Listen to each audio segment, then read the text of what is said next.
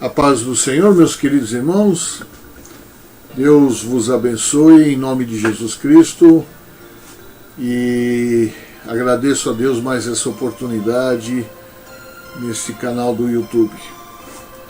Bom, algumas semanas atrás eu coloquei aí algumas dicas de Jesus em Mateus 6 e hoje, dando uma pequena continuidade, né, e mais uma quantidade de pensamento em cima dessa palavra, eu gostaria de compartilhar com os irmãos sobre a oração do Pai Nosso, né?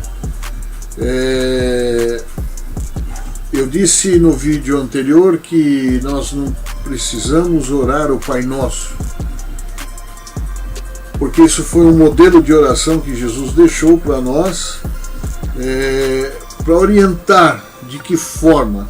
Então ele falava que primeiro a gente tem que entrar no oculto do quarto, e o Pai que vê o oculto, ele se manifesta porque conhece aquilo que está oculto. Então quando nós entramos no quarto, nós nos colocamos em comunhão direta com Deus, sem a presença de outras pessoas do lado. E isso nos faz concentrar melhor nas nossas palavras, concentrar melhor nos nossos pedidos, concentrar melhor naquilo que nós vamos colocar diante de Deus. Então ele fala: mas quando entrares na presença do Pai, orar, entra no teu aposento, fechando a tua porta, ora teu Pai que o que vê o que está oculto, e teu Pai que vê o que está oculto te recompensará. Jesus estava aqui dando uma dica para fazer uma oração simples, uma oração pessoal, uma oração tranquila diante do Pai, com sinceridade, coração empenhados nessas palavras que nós vamos colocar. Agora, é interessante dizer também que toda oração ela deve ser simples, ela deve ser exatamente os seus pensamentos, não importa o que você fala, como você fala, Deus não tem nenhuma dúvida da nossa fraqueza, da nossa falta de conhecimento. Muitas vezes a gente pensa que entrar na presença de Deus é uma coisa muito difícil, mas Deus torna simples isso quando Ele pede, e Jesus dá essa dica de entrarmos no culto do quarto. Mesmo porque é muito difícil, muitas pessoas não conseguem orar perto de outras pessoas. Eu tenho reparado na igreja, muitas vezes quando eu peço para as pessoas se elevarem em oração, muitas pessoas não conseguem pronunciar palavras, porque tem outras pessoas ouvindo, se sentem incomodadas. Então Jesus ele dá uma dica, fala: olha, se você quer orar sossegado, vai lá para o culto do teu quarto, né? Entra no aposento, se tranca e fica à vontade com Deus. Dessa maneira você vai poder dizer tudo aquilo que você sente, tudo aquilo que você pensa, e Deus que está em oculto e vê o que está em oculto, né, vai se manifestar a teu favor. Uma outra coisa que Jesus dá como dica é para não ficar fazendo vãs repetições. Então eu não tenho que orar o Pai Nosso, fazer uma oração em qualquer lugar dizendo: ó Pai Nosso que estás no céu, santificado seja o teu nome. Não é isso que Jesus ensinou.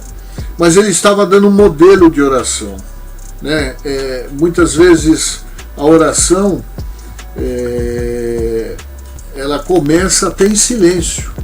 Eu tenho por costume de entrar no meu quarto, e quando eu vou orar a Deus, a primeira coisa que eu faço é deixar a minha Bíblia fechada, e quando eu entro na presença de Deus, eu entro adorando, eu entro conversando com Deus.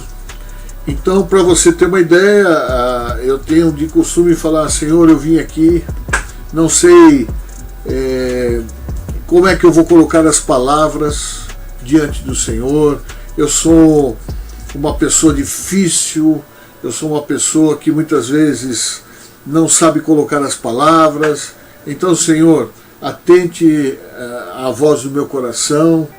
Tu me conheces, tu me sondas. Então eu começo a adorar a Deus. Tu és maravilhoso, um Deus amigo, um Deus presente, um Deus que faz falta para mim. Eu não consigo ficar sem o Senhor. Então eu começo a adorá-lo.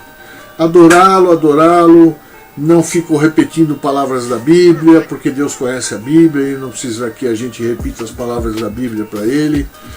Então eu entro na sinceridade, na minha simplicidade, estou no oculto do meu quarto, então não preciso dar satisfação para ninguém do que eu estou falando, nem me envergonhar daquilo que eu estou colocando diante de Deus. Então Jesus, ele dá como dica: faça isso não em praça pública, não toque trombetas, não fique colocando palavras. Mesmo porque, querido, se a gente for pensar, o diabo está ao derredor e ele vai ouvir o que você está falando com seu pai. A dica de Jesus, ela é muito favorável a você estar em comunhão com o Pai, sem que haja alguma interferência humana ou espiritual.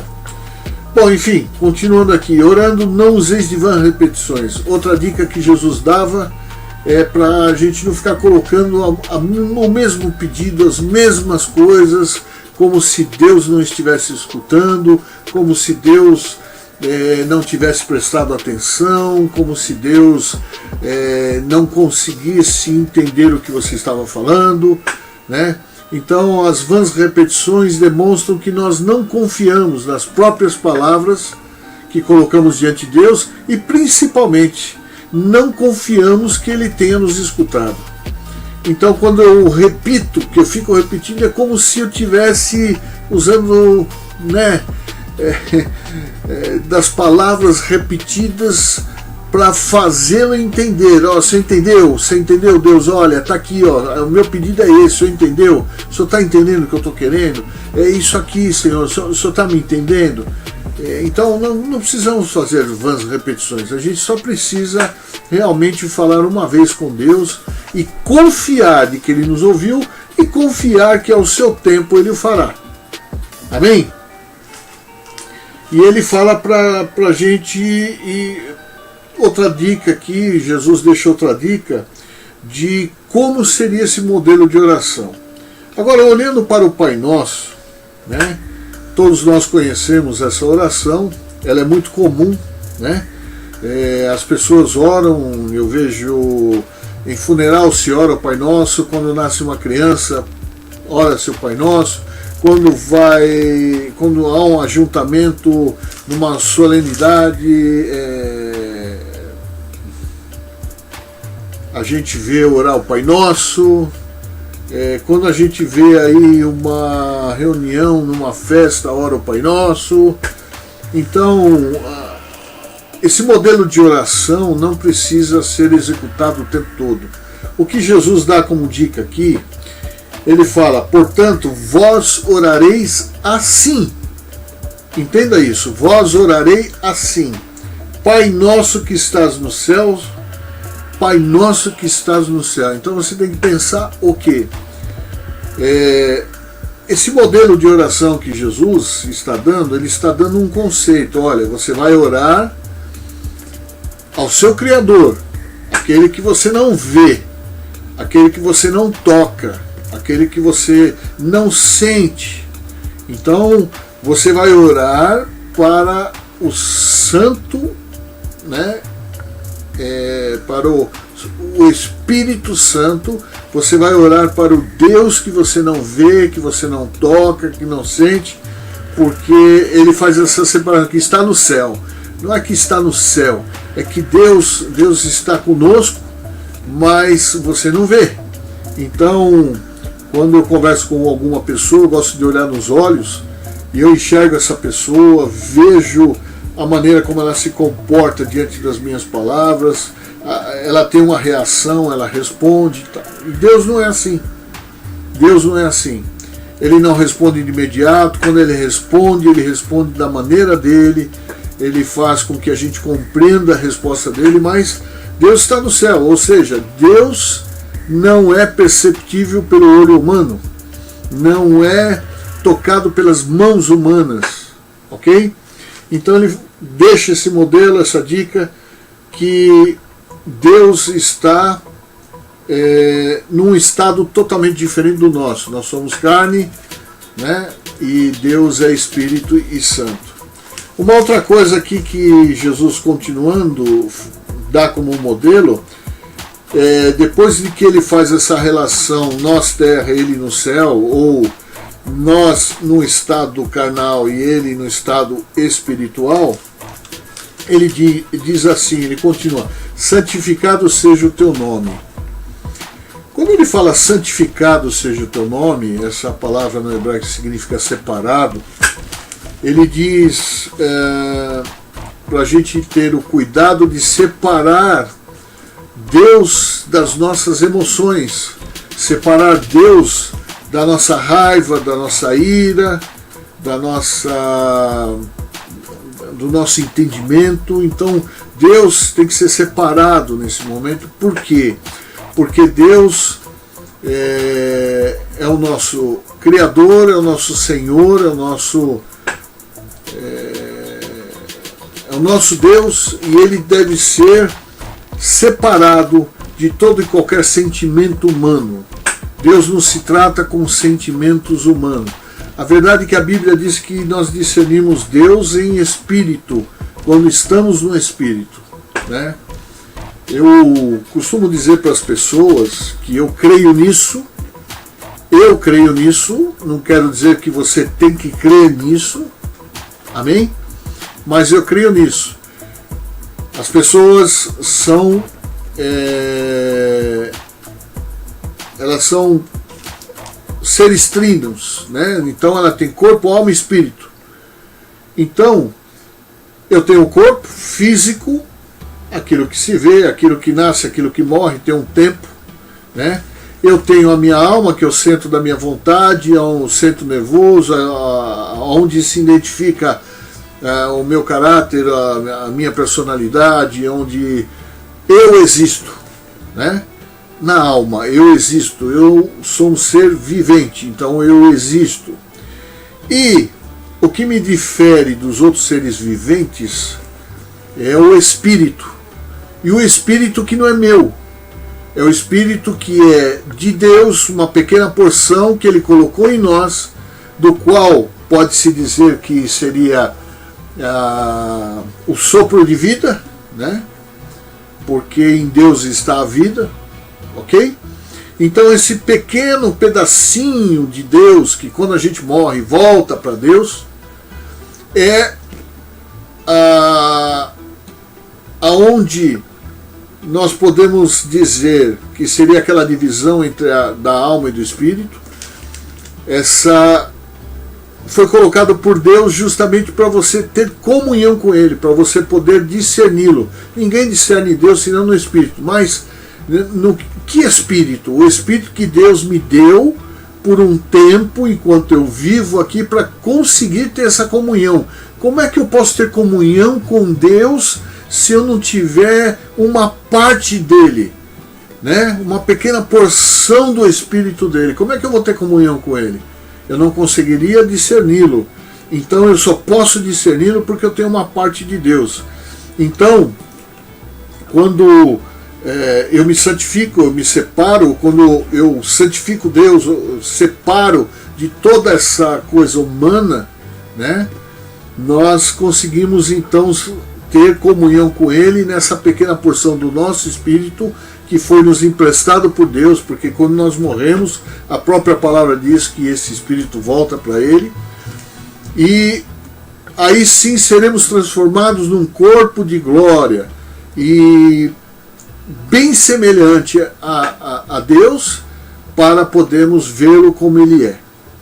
Então, nessa parte do Espírito que eu consigo ter comunhão, que eu consigo ouvir a voz dEle, que eu consigo sentir, né, essa koinonia, que eu consigo sentir essa comunhão com Deus através dessa pequena porção que é o Espírito. Então eu tenho um Espírito que não é meu, é de Deus, emprestado para mim, que por ora me pertence para que eu tenha comunhão com Ele. O Espírito não serve para nada senão para ter comunhão com Deus. Isso, volto a repetir, é o que eu creio, é o que, vamos dizer assim, em revelação, o Senhor colocou no meu coração, e isso é uma parte que eu tenho, que eu acredito que seja assim. E por que eu estou falando que eu acredito que seja assim, mas isso não é a expressão da verdade? Por quê?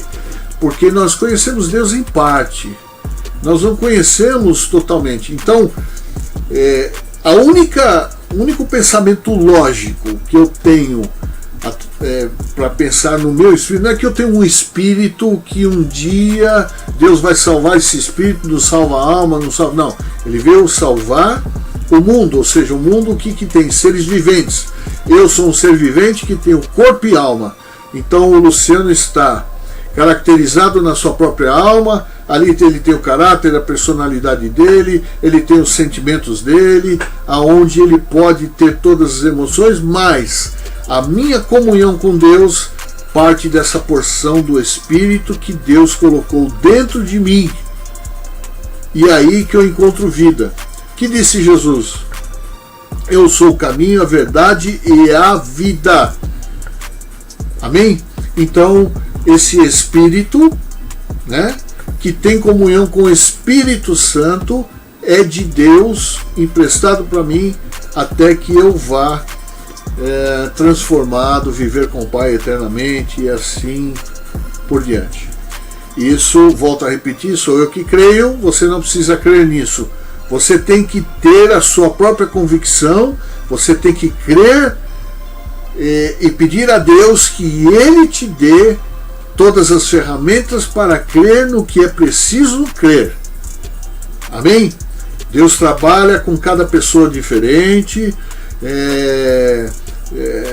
João não pode dizer que a regra é essa, Paulo não pode dizer que a regra é aquela, Pedro não pode dizer que a regra é aquela, porque a regra é de Deus, nós o conhecemos em parte e muitas coisas ainda para nós é um grande e profundo mistério. Amém? E voltando às dicas aqui de Jesus, ele continua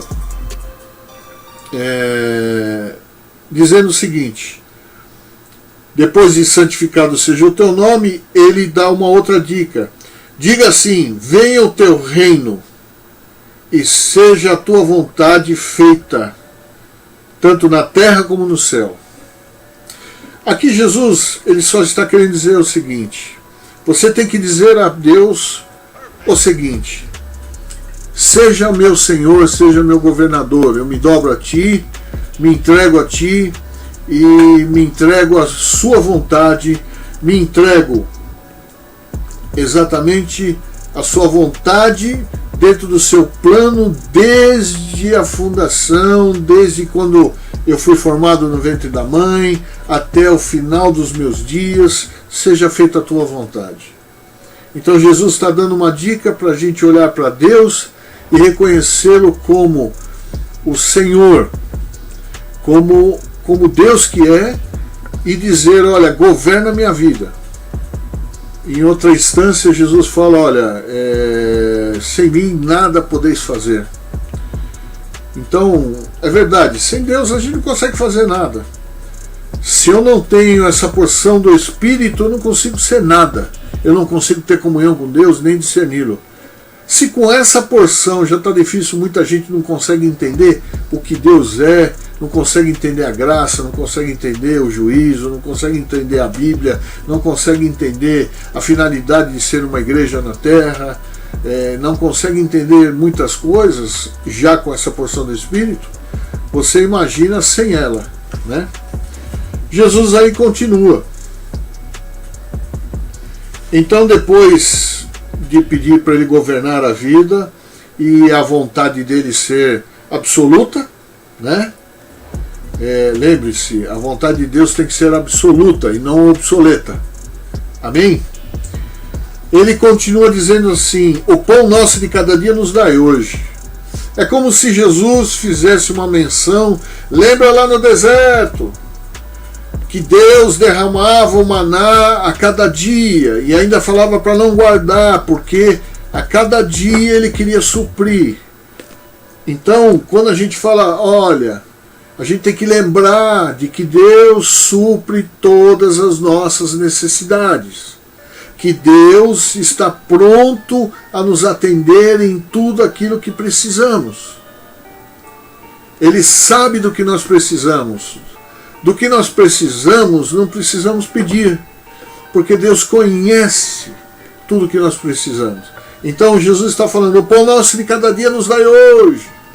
Ou seja, lembra-te lá do deserto, lembra-te do povo de Israel, do povo do Egito, foi liberto, de repente eles comiam, Deus sustentava, lá com maná todos os dias. Não vai fazer bobagem de ficar pedindo outro tipo de comida, não vai atrás de outro tipo de comida. Então, Jesus estava falando, existe um alimento que é fornecido por Deus, que nos mantém vivo, tá? E Jesus mesmo é intitulado o pão vivo que desceu do céu. Então, Jesus ele dá a dica de você prestar atenção nisso. Olha, deixa Deus suprir a sua vida em tudo que você precisa. Dependa dele. Outra coisa que ele fala aqui, ele dá dica, olha, você usa isso como orientação. Fala para Deus, olha Deus, perdoa as nossas dívidas, perdoa os nossos pecados, perdoa, perdoa, perdoa. Assim como nós perdoamos nossos devedores. Jesus está dando uma dica para você. Fale para Deus e pode pedir a Deus para te perdoar. Porque você também é um ser misericordioso e perdoa também. Né? Quando você chegar diante de Deus, fala, olha Deus, o Senhor me perdoa.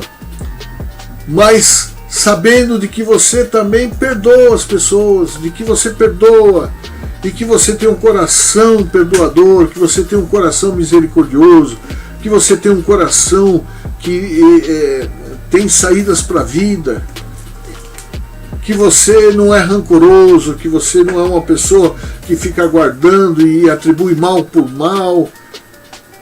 Então, uma pessoa que reconhece que aquele que você está perdoando, né, é aquele que também tem que te perdoar. Então, o perdão também ele tem que ser trocado de graça, né? Tem que ser trocado sem interesse.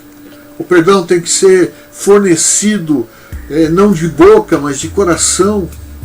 O perdão tem que ser dado não para que livre o outro, mas para que livre você. Quem não perdoa fica cativo ao rancor, ao ódio, à tristeza, à depressão. Agora, quem perdoa é liberto. Quem perdoa está livre. Se alguém te fez alguma coisa, se alguém causou um mal na sua vida, se liberte disso.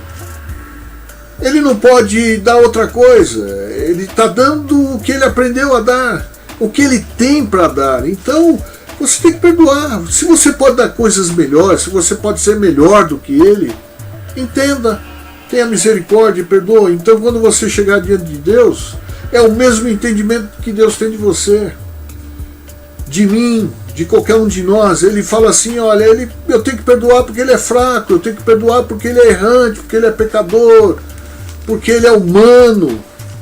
Ele não tem capacidade, né, de deixar de cometer erros.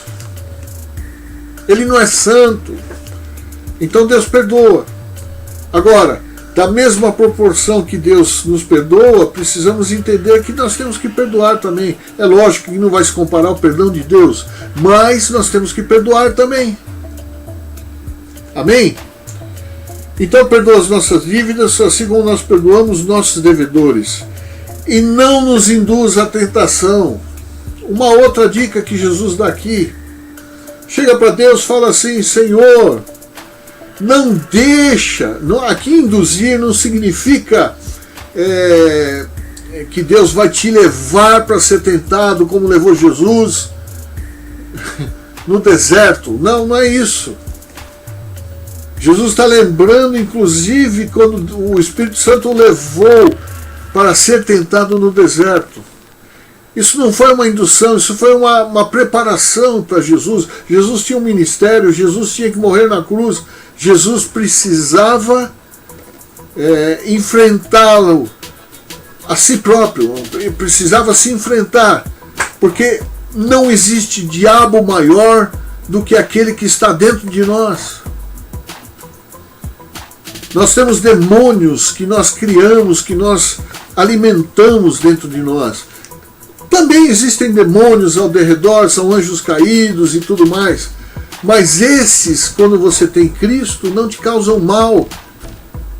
Agora, o que te causa mal é aquilo que Jesus falou: o que contamina não é o que vem de fora, não são os demônios de fora que te contaminam, não são os demônios de fora que atrapalham a sua vida, não são os demônios de fora que te atacam o tempo todo, que vão te arrasar, mas é o demônio de dentro, é o que sai de dentro, é a tua própria consciência, a tua própria boca, o teu próprio pensamento.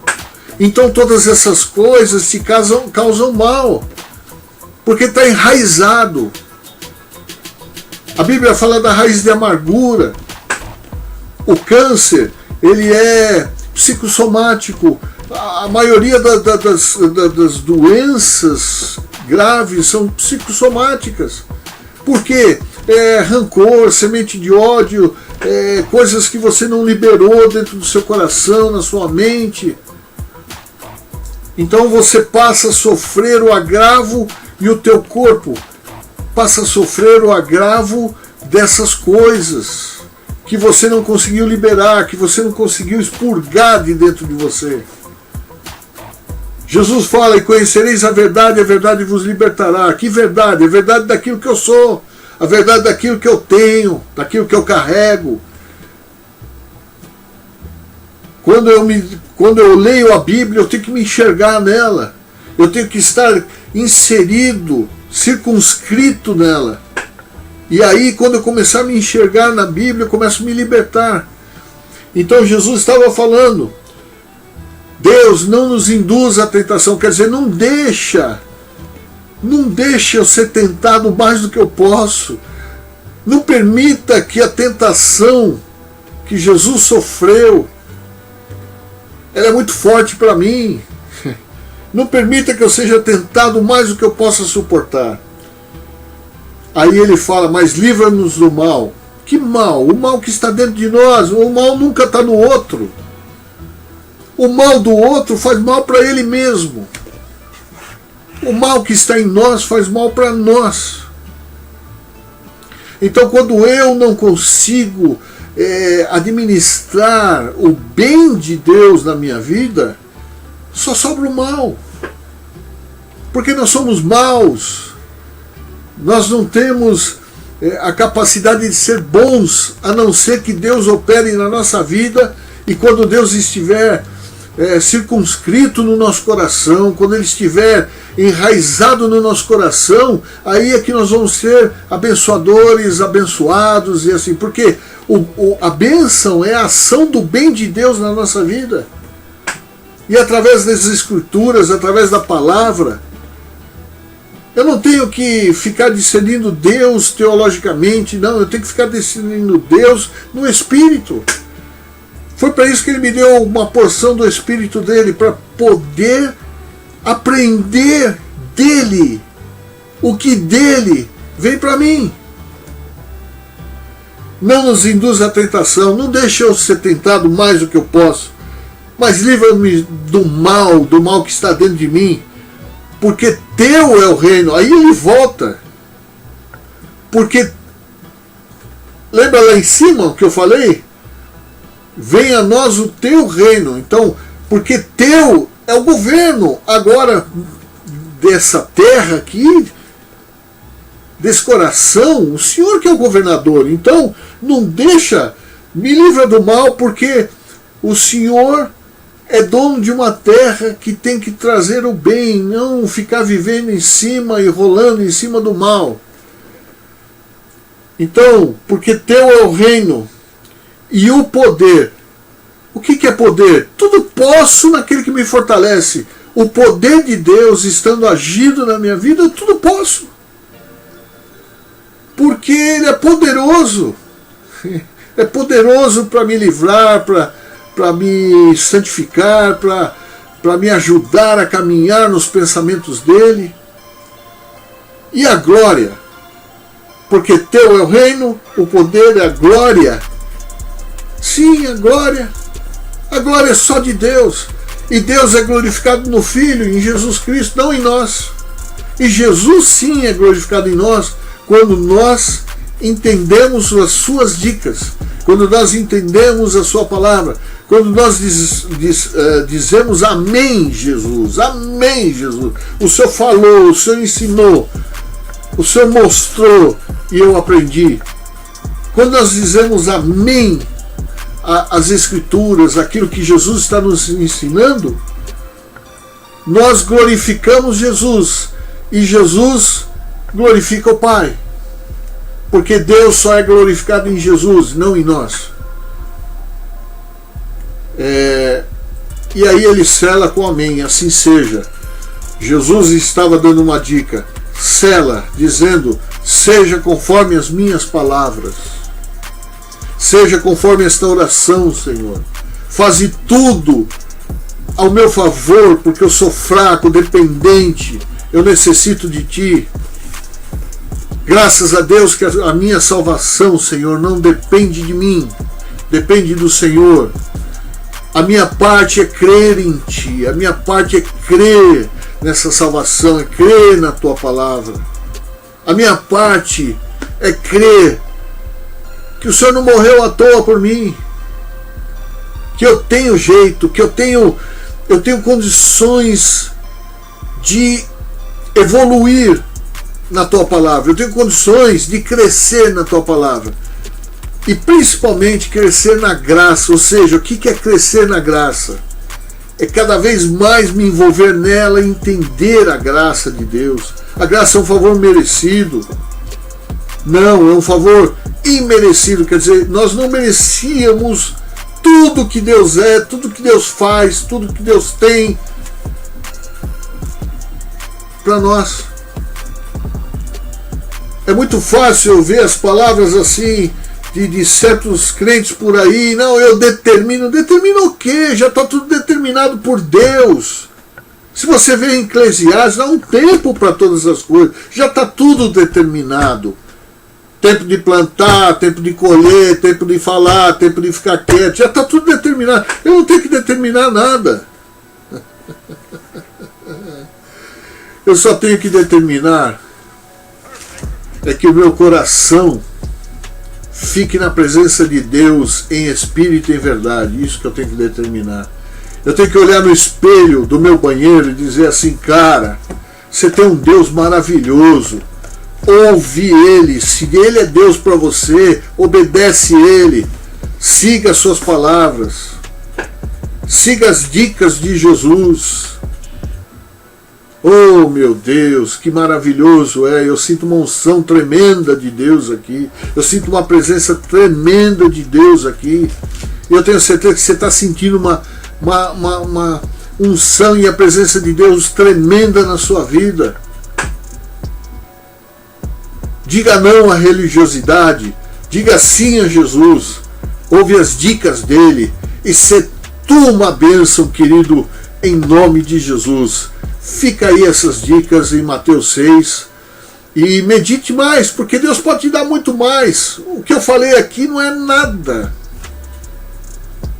Deus pode te dar muito mais do que você pensa. Fica aí um beijo no coração, Deus te abençoe. Em nome de Jesus, e até o próximo vídeo.